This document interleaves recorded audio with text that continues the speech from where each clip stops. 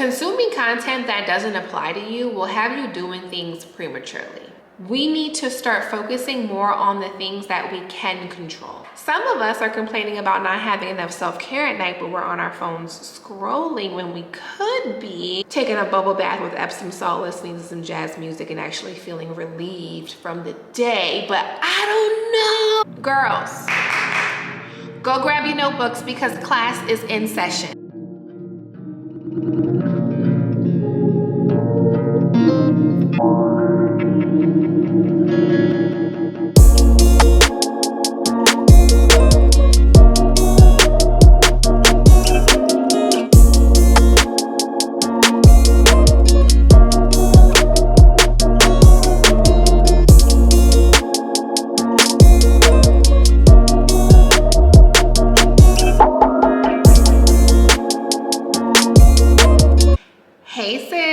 Welcome to your 2024 Calm Era Guide. Yes, the 2024 guide that a lot of you all have been waiting on.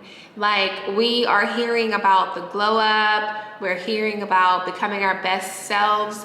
But I think a part of what's missing is actually figuring out how we can curate a soft and calm landing space within ourselves. Because let's keep it real, life can get real hard and real crazy sometimes, and when life does start to get crazy, we need that calm within. And when you think about it, when we are operating from a more calm and soft place, everything else feels more possible. It feels more possible to show up to work and be productive and do all the things. And it feels a lot easier to be in relationship with others. It feels easier to be creative. When you're operating from a stressed, anxious, and burned out place, a lot of stuff is really not getting done, okay? So I'm here with your 2024 guide on how to live in your calm era, okay? Because we're leaving the anxious, stressed, and burnout in 2023. Sis, make sure that your device is fully charged. You're not gonna wanna miss a beat. And make sure you go get a pencil and paper. Grab your journal. I know some of y'all are preparing for the new year, so you have those cute journals. Right now, I am using this journal from Inside Then Out, and it's just very pretty and aesthetically pleasing. Notes to Self by Inside Then Out, and it's just lined paper. So sis, go grab a notebook and go grab a pen so we can start taking notes, okay? I'm gonna be breaking down for you my top 10 tried and true habits, routines, mindset hacks, staples that I live by, non-negotiables that I live by that have helped me personally and have helped so many of my female clients through life coaching work curate a more soft and calm inner environment and external environment. And hold up, for those of you who are new here and who do not know me, my name is Jade, and I am a certified life coach with a private practice where I coach women all over the world around self-care, inner healing, and overall wellness. Your most healthy, happy, and cared for self. I'm also a full-time content creator and influencer, so if you are not already following me on other socials for short form content, make sure you pull up on me and follow my journey on both Instagram and TikTok. It is the same handle at The Wealthy Brand. And there I create content around home care, self-care, body care, all the ways that are so important for us to care for ourselves. Because if we're not cared for, how can we go around trying to care for anybody else? If you know me, you know I'm just an overall person that loves all things that are soft, calm, and just grounding, because that's how I show up at my best. So if this speaks to you, if you feel like operating from an anxious, frazzled, overthinking place of burnout and fatigue and overwhelm and all that is not working, this is your guide. This is your guide, sis. This is your guide. Okay. Last but not least, I'm also a mama to be. So if you are not keeping up with my vlogs, I do share a little bit of my pregnancy journey on there. not too much because boundaries is a thing for my content, but I do share what I feel comfortable with.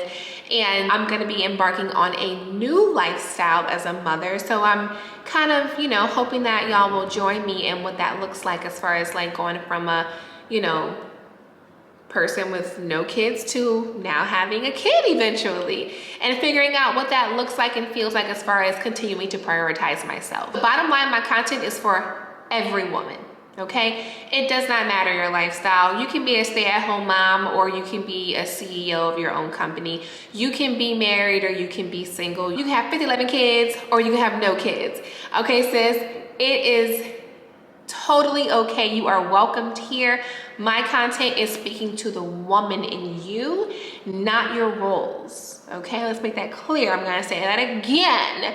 I speak to the woman in you and not your roles, because that woman comes before anything else. And I think so often we forget about that woman within the roles that we play, and the needs and desires and the care and the love that that woman is deserving of, regardless of our circumstances. If this sounds like a community that you want to be a part of, make sure before you go any further into this video that you subscribe, okay? Because I'm gonna have more sit downs, more in detail conversations like this with y'all, okay?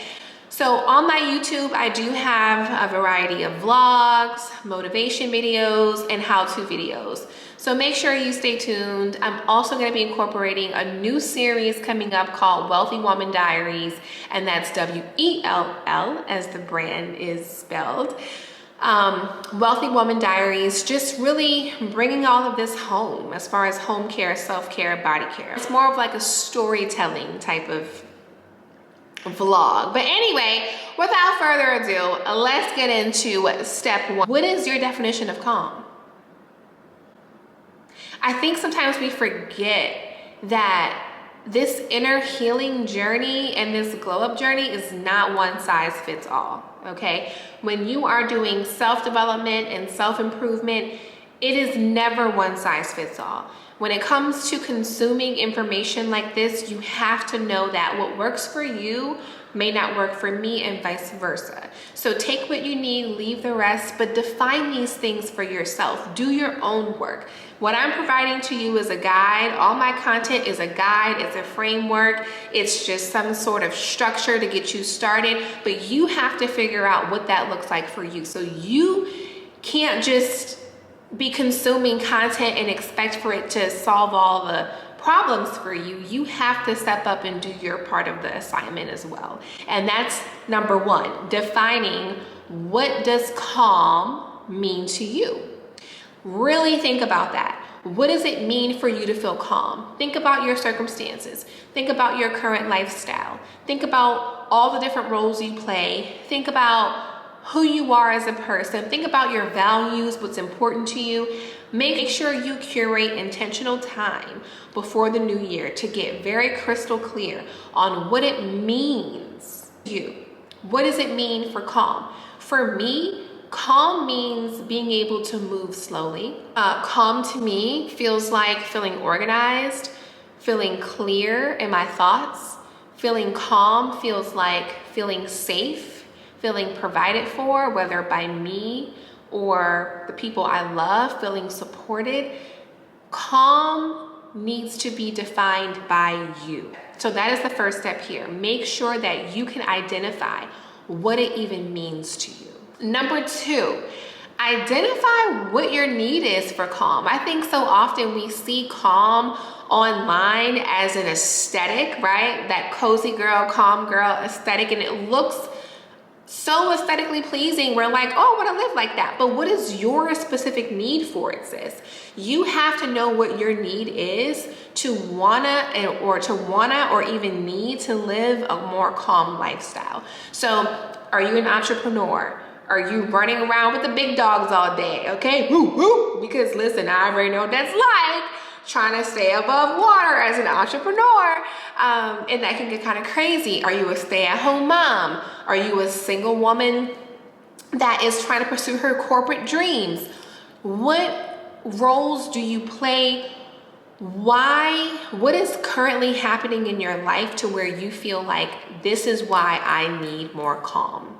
So whether you be writing it down in your phone or writing it down in a journal entry, I need you to identify why do you need calm in your life? Because if we can't start with a clear why on why you want to start to feel calm in 2024, we're not going to be able to align anything. This is going to be your anchor. So once the new year starts and then we're midway, we're in Q2, Q3, and stuff is just popping off, life is lifing, you have to be able to quickly go back and re-identify, here's my reason for wanting to feel calm, and here are the things, the systems, the best practices, the habits, the routines that I need to do to realign myself to this why. But if you're just going off of vibes, it's going to be impossible to realign during the year and during tough times. So make sure that you can get crystal clear on what your why is. Number 3. Now this might feel a little uncomfortable, but that's okay. I'm okay with a little discomfort because as a life coach, that's what I do. I challenge my clients and I ask you questions and make you see things from a different perspective for you to be able to take that as a catalyst to grow and evolve. It's all about accountability. I need you to take stock on where you currently are in your journey. What's working? What's not working? How are you? How are your habits? How is your current mindset? How are your current choices and behaviors and your current desires getting in the way of you living a calmer and productive lifestyle? How are you getting in the way? We know how other people are getting in the way of this. We know how kids can make it hard. We know how relationships can make it difficult. We know how family and bills and work, but what about us? That's a part of the glow up, is internal accountability, is making sure that you can turn inward and ask yourself, where am I going wrong here? Where am I getting in the way? Where am I falling short? And the mindset hack and the purpose of taking stock and where you are in your current journey is because we need to start focusing more on the things that we can control. When we focus on the things and the people that we cannot control that get in the way of us achieving these things and us becoming our best selves, that's when we say, I feel stuck. Well, of course we feel stuck because we can never change somebody else. The only thing that we can change is ourselves, the way we show up, the way we spend our time, the things we do, the things we don't do. Accountability is key, okay? So make sure for step 3, you find a practice, whether it be you journaling in the morning, once a week, or this could be quarterly, figuring out how you are getting in your own way. What's working, what's not working, because let's keep it real.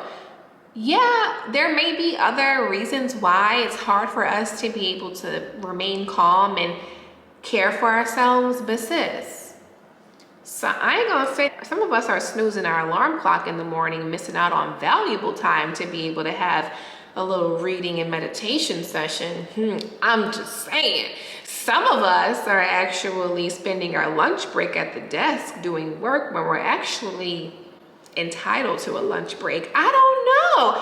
I'm just taking a guess.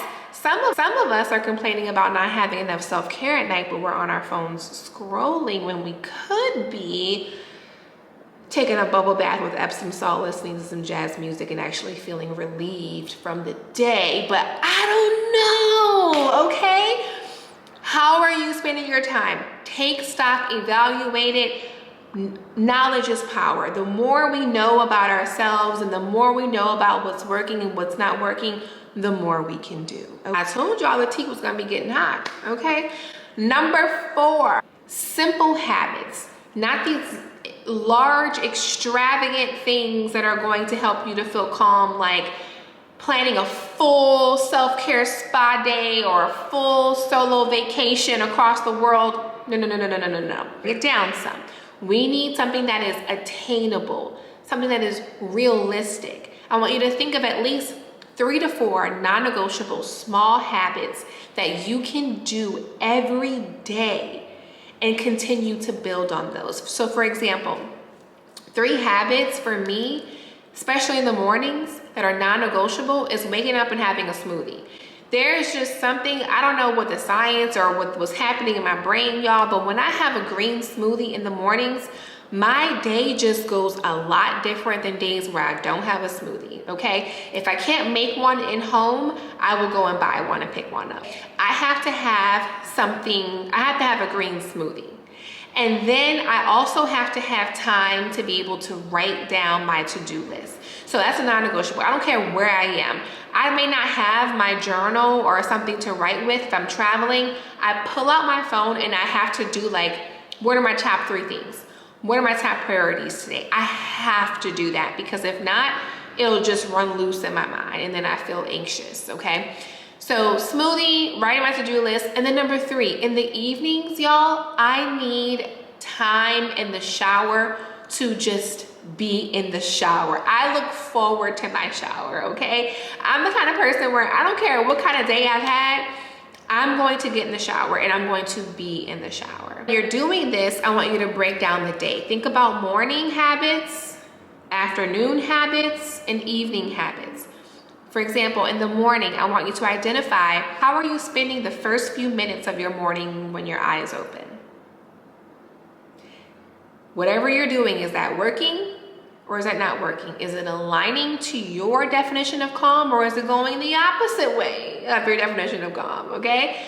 The first couple of minutes, I'm not saying a whole 30 minutes, y'all. I'm saying the first few minutes your eyes open. How are you spending the time that you do have, whether it be 2 minutes, 3 minutes, or 5 minutes, where it's just you? How are you spending that time? Add in a simple habit, one simple habit. It could be non-negotiably, you go into the kitchen and pour a full glass of water and you drink it before you do anything else. You go in the kitchen and pour yourself a hot cup of tea. You go get your ice roller and ice roll your face while you're doing something else. You need a small task, a small habit that you can start building on. Because when we begin to, and even if it's just one habit, when it's just one habit and you're consistently doing it, it becomes habitual. The same way that these practices and habits that we're doing that are not working are habitual, same thing with things that are actually productive for us to feel calm. It works the same way. So we're just replacing habits that don't work with habits that do work, but smaller and more attainable. The afternoon time, we already know by 2 or 3 o'clock, we're probably sitting in a bunch of chaos, okay? And overwhelm. Whether we're at home with the kids, whether we are at work, or whether we are traveling or taking a meeting, midday life starts lifing, okay? I want you to be thinking about your definition of calm and what are 2 or 3, maybe just, or even 1, if that feels more realistic, what's one small habit that you can do that will realign you back to that feeling of calm? So when we think about calm, it's not going to be a consistent duration all day thing where we're feeling calm all day long. People have that huge misconception of me thinking that I'm just this calm person all day long. I have moments of calm, and those moments of calm are during the most pivotal time of my day. First couple of minutes waking up, midday, and right before I go to bed. Those are the moments that have the most influence over my day. In between, I can bob and weave, okay? And in between, I can, fall off a few times and get frantic, but I can always come back and realign. That's what I need you to be thinking about. How can you realign midday when life starts lifing? Have at least one small, simple habit you can do that's non-negotiable. That could be going for a walk. That could be having a glass of water. That could be calling up somebody that actually feels calm to you. Just think about one small habit that you can do. And then also, a small habit may not be adding something in, but it could be taking away. Maybe not talking to that one person that gives you anxiety during the day, midday. Maybe it's staying away from a certain place that you know is going to enhance your cortisol, like that's going to increase your cortisol levels. We all have places that trigger our nervous system. And so those are going to be the places and people we're going to want to leave alone, especially midday when we're trying to realign.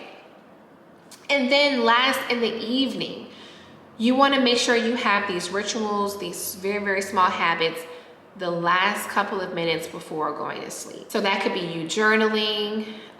For me, I'm actively in therapy with my own therapist, and I like to take our calls together in the evening time because that's a way for me to be able to have it for myself.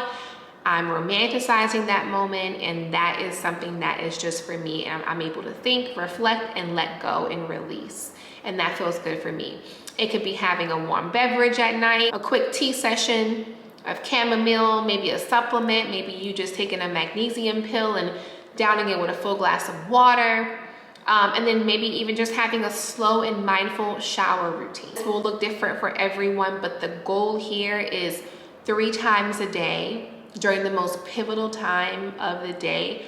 You want to make sure that you are doing at least one non-negotiable thing that can realign you to that meaning of calm. Number 5, making time for self-care. Keyword making, emphasis on the making time for self-care, okay?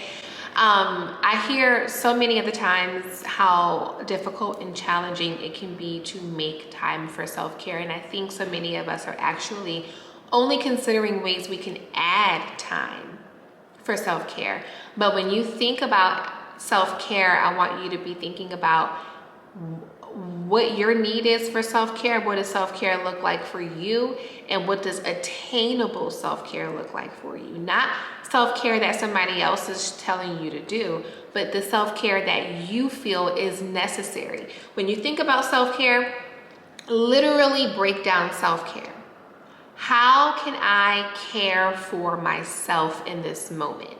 I think we've taken the word self-care and we've put in a lot of labels on it and expectations on it that are sometimes really unrealistic. So I want you to just be breaking that down. A couple of hacks that are going to help you actually start making time for self-care. The woman in you, not the mom, not the employee, not the entrepreneur, but the woman in you. No matter what your walk is, everyone has access to work through some of these things I'm going to share with you. First thing, actually schedule it into your calendar, because we all know if it's not written down, it's probably not happening. So when you write down your self-care, whether it be in your phone to-do list calendar or in a physical calendar, the same way you write down your work obligations, I want you to write down the obligation you have to yourself. And what this is doing is this is now giving value. Hear me out. This is giving it value. So when something has value, it's a little harder for you to just glance over and skip over. So a lot of us don't give value to self-care, and it's because it's become so surface level these days. I want you to actually pencil into your calendar, like take your iPad and literally write out 9 a.m. gym session, 7 p.m. tea time, 2 p.m. in the afternoon, 5 to 10 minute walk, 7 a.m., 2 minutes of deep breathing. I want you to actually start writing it down, y'all, because when you write it down, you're giving it value. Next thing, I want you to redefine what self-care is in your mind. The content you're consuming, that creator is speaking to you from a perspective of their version of self-care. So like I mentioned very early on in the video, take what you need and leave the rest. Use it as a framework, use it as a structure. That way you're not feeling intimidated or discouraged by self-care, and that way it doesn't feel unattainable to you. I want you to start identifying if self-care means for you adding something into your schedule and your routine or removing something. I think there's a huge misconception that self-care is only about what I can do more of, okay? But actually, what do you need to stop doing? What do you need to take out of your routine to actually feel more cared for, to feel more nurtured, to feel more calm and relaxed? The next one is to leverage the time that you already have. I feel like I'm gonna step on some toes when I say this, because I think so many of us, including myself, just love playing victim to our circumstances. So what I mean by leverage the time that you have, I mean, we all have to take showers or baths. We all have to do our hygiene. Hopefully we're all brushing our teeth, washing our face. We all have to get in the car and go from point A to point B. So leverage the time that you do have available. So many of us are actually in the shower, but not in the shower. Like, we're literally not in the shower. We're in the shower, but we're somewhere else. Like, we're physically in the shower, but we're thinking about dinner, we're thinking about work, or we're even in tomorrow. I want you to be thinking about how you can actually be where you say you are when you are in that place. And that's the mindset hack here, is to leverage the time you already have. I'm not saying schedule a hair appointment, go get your lashes done, go book a spa appointment, or go travel across the world. What I'm saying is when you're in the shower, be in the shower. When you're in the bed, be in the bed, okay? When you're in the car, parked in front of your job, be in the car until it's time for you to get out of the car. Because what can you actually do about half the things that you think about in the shower, We can't do any of those things in the shower. You can't cook in the shower, sis. You can't go back and edit that video or redo that proposal. You can't submit that application, or you can't do these things while you're in the shower. So you might as well just be where you are. And that's going to help you to start feeling more cared for, more calm, and more relaxed. And what that does is it opens up a new bandwidth for you. So that 5 to 10 minutes you're in the shower and you're really in the shower mentally, physically, emotionally.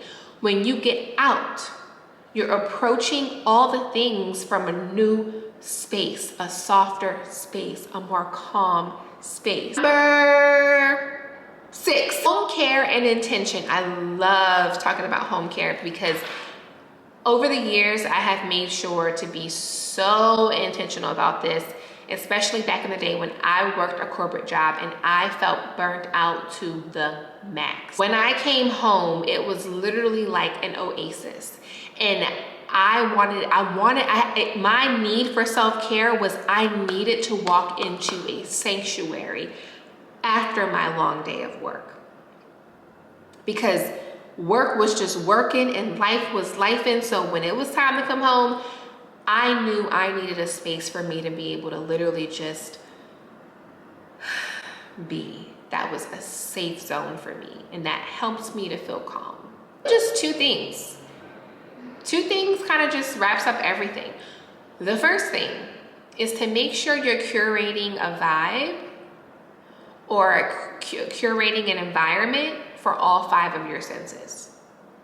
So what I mean by that, what are our senses? What do you see? What do you hear? What do you taste? What do you smell? What do you feel?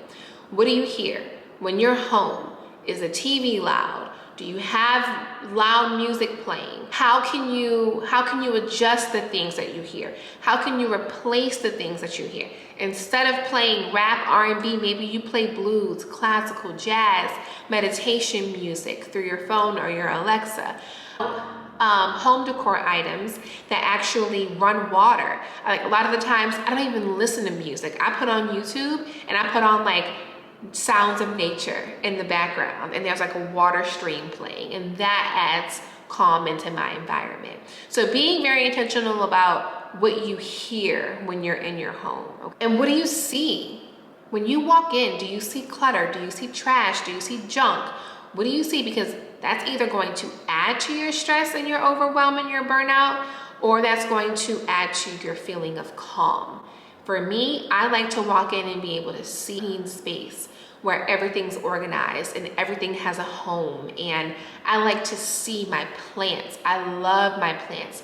I have maybe 3 or 4 real live plants in my home, and walking in and seeing them just flourishing makes me automatically feel calm. Taste. Girl, what do you have your fridge stocked up with, and what is in your snack cabinet? Are those things gonna help you feel calm? Now, it's all about balance, because I love a little chocolate snacky snack, a little donut brownie, especially in my mommy to be era, okay? But we wanna make sure we have things like fruits, herbal teas, things that we can grab really quickly to the taste that really reminds us to be calm, and it evokes that feeling of being relaxed and just kind of like settling in. Sugar gets me hype and gets me on that level, okay? But like some chamomile herbal tea, some like a magnesium little cocktail you can make, just little things to the taste, okay? Feel. I need my home to feel cozy, physically feel cozy. So what are some emotional things that you walk in and you actually see that evokes a calm feeling? For me, I have picture frames of family. I have a little altar where I have photos of family members that have now passed away. When I see them, that evokes a feeling of joy and peace, and it puts a smile on my face. I have my baby's ultrasound picture right when I walk in, so I'm able to see baby's picture. So that's what I'm talking about as far as like feeling walking in. That evokes a feeling. And then physical feeling, everything I have in here, if it looks aesthetically pleasing, don't get it twisted. It's still comfy, okay? Like my white sofa from Living Spaces, it's white and modern, but one thing about it, you gonna sleep real good on my sofa. I like to have throws that feel very thick, fluffy. I like cotton, bamboo, silk. I love all the texture. My towels, when I go shopping for towels, I make sure that they feel a certain way. Be intentional with feeling in your home, y'all. And then last but not least, smell. Who wants to walk into the house and smell trash? When you walk into the house after a long day of work, after stress and anxiety and overwhelm, the last thing you want to smell is burnt hair from when you left home that morning from doing your hair, and the last thing you want to smell is trash and food from dinner the night before. You want to walk in and smell calm. Means is lavender, peppermint, rosemary. Is it a candle? Make sure you have your candles lit. Maybe you even have incense. Maybe you have the oil diffusers. Maybe you have the automatic plug-in things that diffuse scents throughout your home. And when you keep a clean home all the time, you automatically have a clean smell. You don't even have to like light anything or start anything. When your home is always cared for and clean and organized, you're gonna have a naturally clean smell. And I know what some of y'all are thinking, I got a house full of kids, it's so hard. So, yes, it could very well be hard, and not taking that away from you. But there are things that you can do to be intentional about replacing that smell. So you may not be able to control that you walked in and the house smelled like SpaghettiOs and crayons and all kinds of stuff, and baby throw up or whatever. But that's what you can't control. Let's go back to focusing on what we can control. You can come in, tidy up a little bit, and it just takes a couple of seconds to spray a room spray that smells good, to light a candle, to go onto the stove and actually, like, what I love to do to really get a full home smell that takes a little prep work on the front end, but then all, like, literally for days it smells like this, is I'll get a pot, fill it up with water, I'll slice some oranges, put it in there. I'll put a little bit of clove, a little bit of cinnamon, and sometimes I'll put some rosemary in there, and then, or even ginger, and I'll let that simmer for all evening, like all night, and the entire house smells like it. You know when you're cooking a meal and you can smell that meal in your house days later? That's what it smells like. So if you don't really have the capacity to come home and you like really put effort into the smell after the kids and the husband and all these people done caused havoc in the house, do something on the front end on like a Sunday night where you just are burning that on the stove and have it radiating all through your home. Home intention and home care is when you're shopping, the next time you're in Target, I know I'm guilty of it myself too. When I go in Target, I'm mostly going off vibes and I don't have a list, but creating a calm lifestyle starts with the things that you bring into your home. So when I'm shopping these days, I'm very intentional. Just because a piece of decor looks cute or aesthetically pleasing, that's the first part. But the second part is how is this going to come into my home and bring more calm? How is this going to come into my home and bring more productivity? So it has to have an intention and it has to have a purpose before it comes into my home. And then once I do find an intention and purpose, I have to think to myself, do I have a home for this? Because if I don't have a home for it, 9 times out of 10, it's going to add to some form of clutter. And clutter is the opposite of feeling calm for me. So I need to know that I have an intention for this decor piece. Not only is it pretty and aesthetically pleasing, because that is important too. We want to forget about that, but we also want to consider the intention of it. What purpose will this serve? Will this align with me building an oasis and a sanctuary in my home?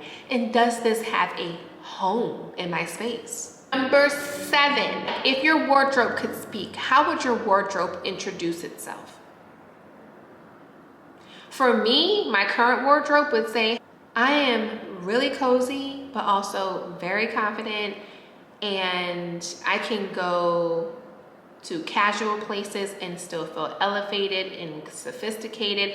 I can go to elevated and sophisticated and professional spaces and still feel comfortable. Like, that's my wardrobe right now. And I'm so proud to say that I've worked hard on it, because I live in both spaces very often. I live in a cozy, comfortable, all about comfort space, and I also live in professional spaces. Try to figure out how can you adjust your style to accommodate your calm. And by calm, that's combining comfort and confidence. So when you are when you're comfortable, you automatically feel confident. When you're uncomfortable, you're walking around worried about, how your shoes hurt. Is my dress too short? Is it too tight? I can't breathe. Can you eat in what you're wearing? Can you feel comfortable? When you're wearing, I know for me, I'm gonna speak for me. I know when I'm wearing something comfortable that's still eaten up, okay? I didn't come to play. I'm coming to serve. I'm coming to serve a look, and I'm coming to give you a presence that is going to be felt. I'm coming to give you value. That is the difference, okay? So when you're wanting to live a more calm lifestyle, your wardrobe should speak to your comfort level and your confidence level, okay? Because we want to be cute. We want to be out here serving looks. But what are we really serving if we're not comfortable, okay? That can mean colors, being intentional with the colors you wear, the textures you wear, the variations of styles, high-end pieces versus quick fashion pieces, figuring out how you can curate a style that actually works to fit both your comfort and your confidence level. Number 8, body care. Body care is so important when it comes to living a calm lifestyle, y'all, because the way that you treat your body sets the tone for how we actually feel internally, right? Like our emotional state, our mental state. I want you to just think for a second back to how we show up for other people in a more intimate way when it comes to body care. If you have a child, think about when that child is small, how you're gentle with them. You're applying lotion to them. You're applying, like you're bathing them. You're taking your time. You're being gentle. You're being soft. You're not rushing the process. If you have a partner, your romantic partner, and you're doing something intimate for them, whether you're giving them a massage or rubbing their feet or shampooing their hair or just doing a really nice soft gesture for them, I want you to think about how you're not going to rush that process. You're going to give it your all. You're going to be mindful. You're going to be present, because as women, we're natural nurturers, right? So we are naturally nurturing other people. Think about a grandparent or an elderly, parent or whoever, an elderly, any kind of elderly person in your life. You're not going to go to them and, real quick, 1, 2, 1, 2, 1, 2, right? I'm thinking about my grandma. When I'm caring for my grandma and I'm applying that magnesium lotion to her skin because her bones hurt, I'm taking my time. I'm putting it on my hands. I'm rubbing it in to get it warm. And then I'm soaking it into her skin. I'm massaging it. I'm talking to her. I'm curating a safe space for her. You get where I'm going with this, right? I need us to spin the block and start giving that time, intentionality, and intimacy to ourselves when it comes to body care. Body care is not just about going to Sephora and buying the latest top smelling scents. I need you, it's not about just hyaluronic acid and scrubs and all of that. It's about how are you applying these things. You can have the best product in the market, and you can know the most about the benefits of these products, but if you're not taking your time to gently and intimately and very romantically, right? Like, we deserve to have some romance for ourselves, from ourselves, for ourselves. And what this looks like is slowing down the process. So it starts in the shower. When you're in the shower, be gentle, take your time. It seems like these days we're so much more gentler with other people in our lives than we are with ourselves. So this is one thing I want you to start practicing when it comes to body care, is how can you slow down a little bit more when it comes to applying these things to your body and doing these things to your body and being intentional. Why am I rubbing in this cream? So for me, I'll give you an example. Right now I love Eucerin, and I also love CeraVe. And Eucerin is good for my skin because I do struggle with eczema. So I will, and then also during pregnancy, everything seems to itch. Like, the bump is itching, my breasts are itching, like everything's itching. And I know that the intention of me applying these thick oatmeal-based enriched products is to heal the itchiness, right? Like, to really take my time and show myself that nurturing energy that I deserve to have, right? So as a mama to be, it's so important for me to be gentle with myself because I'm creating life, right? So if I'm creating life, it's almost like a thank you body. Like, thank you to my body. Thank you to my breasts. Thank you to my stomach. Thank you to my feet, right? And same thing for you. You don't have to be pregnant, but thank you for your feet getting you where you need to go. Thank you to your arms and your legs for doing the things that you need them to do and being able to get you to the opportunities that you are able to take advantage of in life. This is a very calming process. So really just take your time with it. Think about how you show up for others, and think about how you can spin the block and bring that same care and nurturing to yourself. We're coming to the end.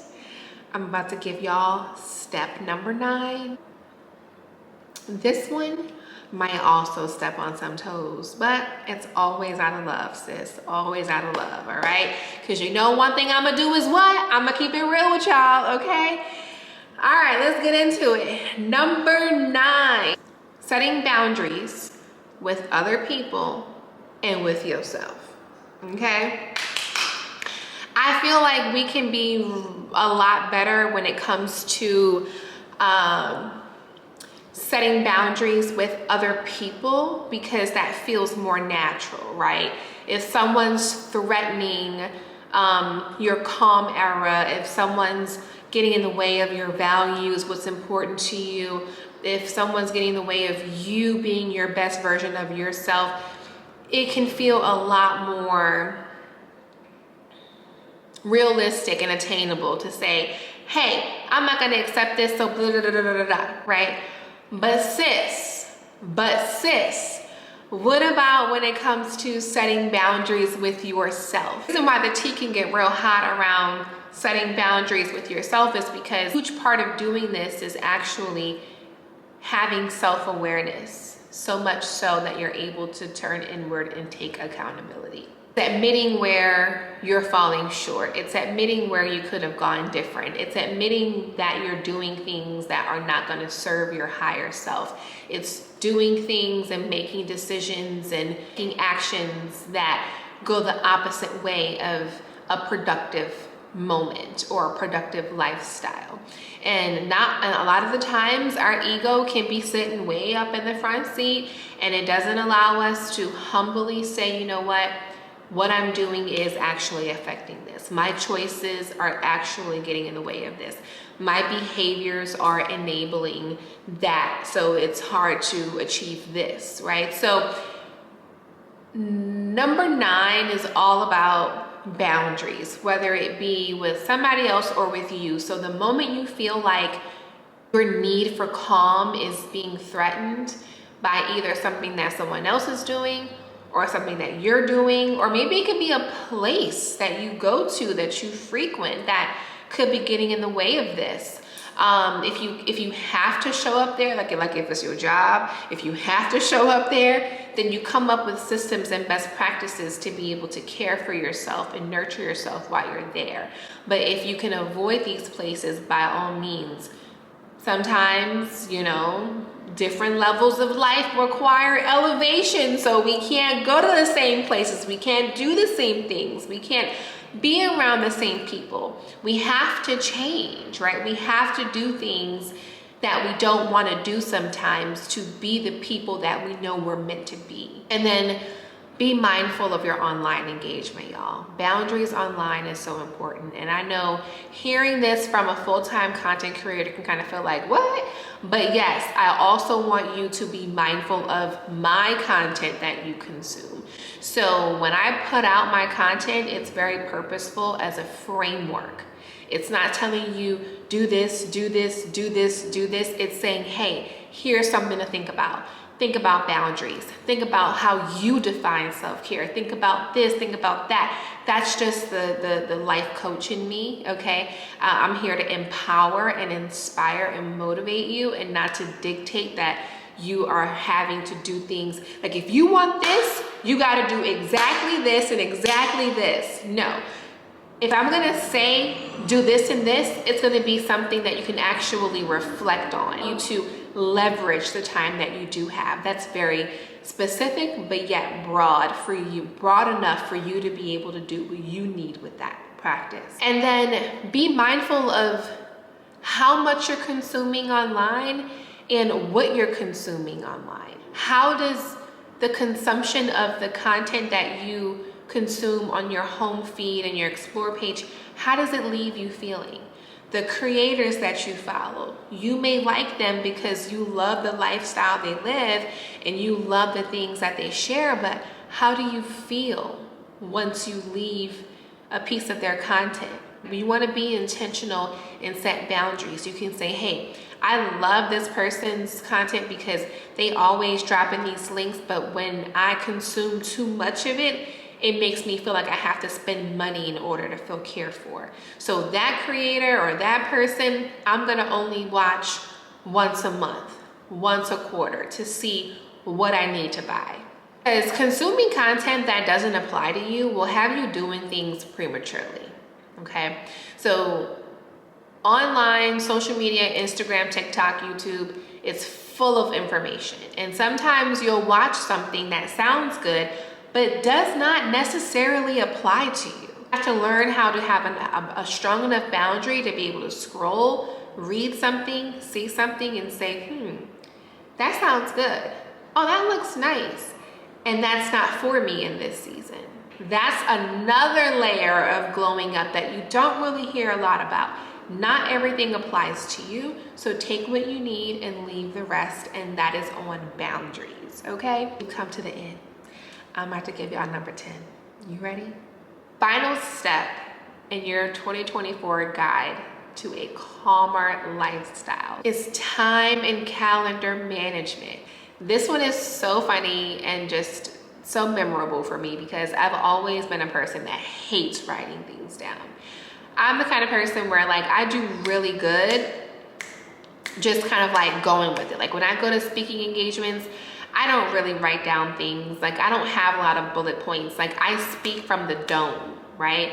I speak from my heart. I speak from my intuition. I'm spirit led. So I'm really just kind of like hitting them with boom, boom. When it comes to living a very intentionally calm lifestyle to help reduce stress and anxiety, it's inevitable. You're going to have to write things down, because if you're not writing things down, if you're not penciling them in, if you're not being intentional about time and calendar management, a few things are happening here. One, if it's not written down, it's usually not happening.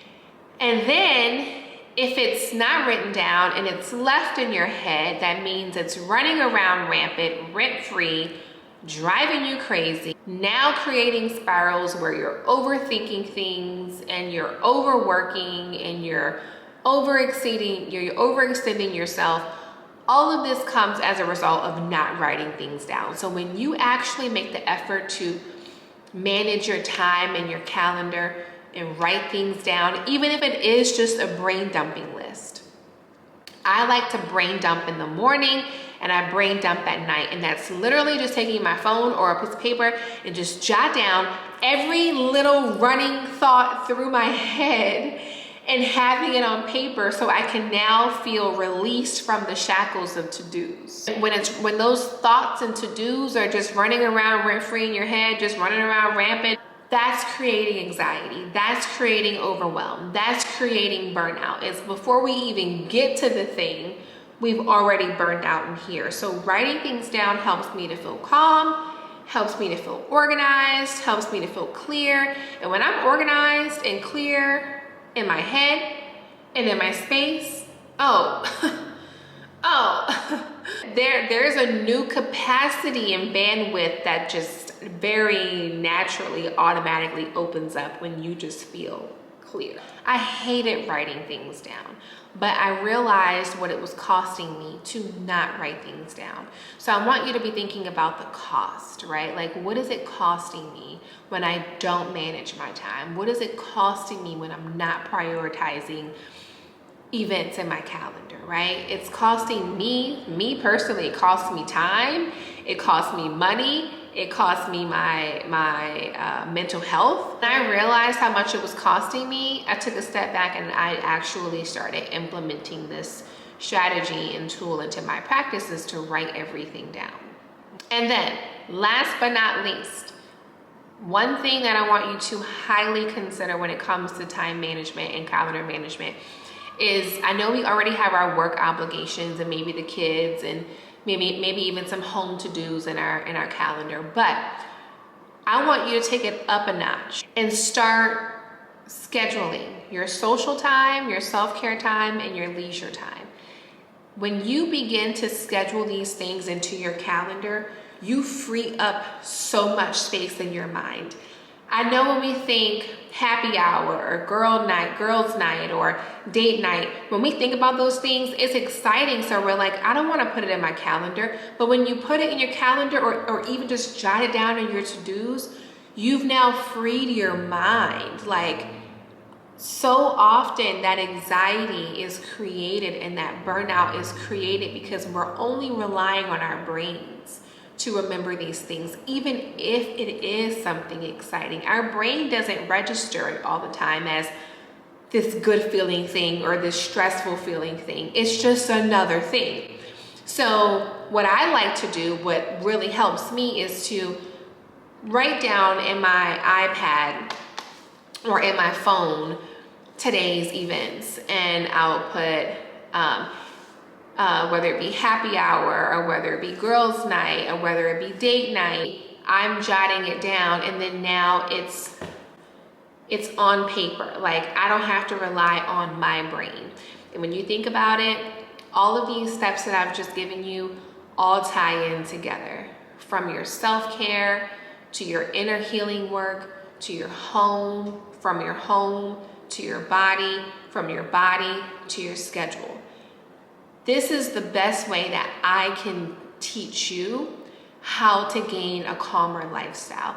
Yeah, the aesthetic you see on social media is true, right? To have a cozy girl Sunday, self-care Sunday, where you're doing a face mask and all of that. But if you don't have the science behind it, if you don't have the why, or the intentionality behind it, or the mindfulness behind it, or even the self-awareness to know what type of self-care you need, it's gonna basically be a form of empty self-care. And we're gonna feel stressed doing these things because, one, it doesn't apply to us, probably, most likely, and then two, there's no meaning behind it. So in order to live a more calm and productive lifestyle that is actually sustainable, you wanna make sure you're hitting all of these things. The inner work, self-awareness, accountability, the internal part, the external part, the in-home part, the calendar and time management, the wardrobe, all these things. You want to make sure you're hitting on all of these things. Comfort, confidence, clarity, organization, your 5 senses. This is all calm girl talk. I hope that this helped. These are 10 things that I swear by, that are tried and true for me. Use this for you as a framework, starting today, going into the new year. Take what you need, leave the rest. If something is not applicable to you, leave it there. Sometimes when things don't apply to you, you just leave it there. And that's also a part of glowing up too, is not having to fight others on their opinion, not having to force your thoughts on their thoughts and your opinions over their opinions. Sometimes the real key to glowing up and being calm is self-preservation and choosing peace over anything else. So if something doesn't apply to you, if someone or something doesn't feel good, you note it and you take action to either remove yourself or make accommodations to be able to keep going. Nothing is more powerful than just being able to leave something there that doesn't apply to you and walk away with your peace. That is it for your 2024 guide to a calmer and more productive lifestyle. I am so happy to have brought this to you. I've wanted to do this video for so long, and I get so many questions about how do I remain calm and how do I stay so zen all the time? And it's not true, sis. It's not all the time, but I know the key moments that I have control over throughout a chaotic day that helps me to stay afloat, okay? Knowledge is power. So the more I know about myself, the more I know about my behaviors, the more I know about what I do, why I do it, the more I know, the more I can do, and the more you know, the more you can do. So start focusing more on your own journey and start focusing more on your own definition of these things, and start curating a plan specific for you around this type of structure and framework. Okay, I will see y'all in another video.